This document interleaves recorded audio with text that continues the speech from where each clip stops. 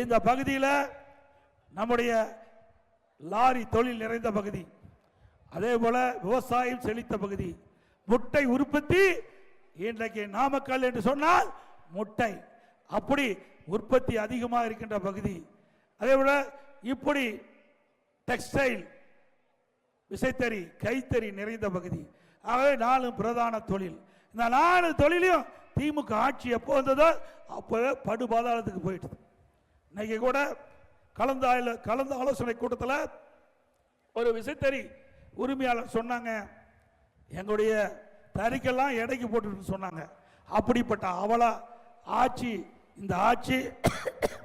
அது மட்டும் இல்ல, இன்றைக்கு இந்த கைத்தறி அதே போல விசைத்தறி தொழில் நலிவடைந்து அந்த தொழிலாளிக்கு வேலை இல்லாம வறுமையில் வாடிக்கொண்டிருக்கின்றாங்க.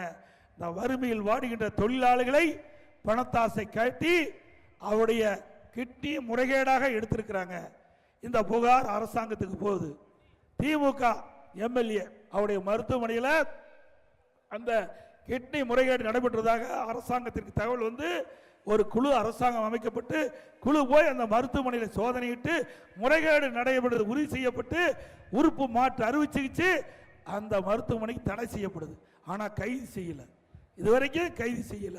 எவ்வளவு கொடுமை, ஒரு வறுமை. அந்த வறுமை மையப்படுத்தி ஏழைகளை உடைய உடல் உறுப்புகளை திருடுவது எந்த அளவு எந்த நியாயம் என்பதை நாம் எண்ணி பார்க்க வேண்டும். அது மட்டுமல்ல, பள்ளிப்பாளையத்தில் இதே மாதிரி ஒரு பெண்மணிக்கு வறுமையை பயன்படுத்தி பணத்தாசை காட்டி கிட்னி எடுக்குன்னு சொல்லிட்டு அழைச்சிட்டு போய் கல்லீரல் எடுத்துட்டாங்க. கிட்னிக்கு பதிலாக கல்லீரல் எடுத்துட்டாங்க. இப்படிப்பட்ட அவல ஆட்சி தொடர வேண்டுமா? சொல்லுங்க, நீங்களே சொல்ல வேண்டியதான். இப்ப வந்திருக்கிற நம்முடைய கழக நிர்வாகிகள், தொண்டர்கள், பொதுமக்கள், உற்றார் உறவினர் நண்பர்கள் எல்லாம் ஏதாவது திமுக மருத்துவமனையில் போய் அறுவை சிகிச்சை செஞ்சிருந்தா உடல்ல நாம உள்ள இருக்கிற உறுப்புலாம் இருக்குதான்னு ஸ்கேன் பண்ணி பார்த்துங்க.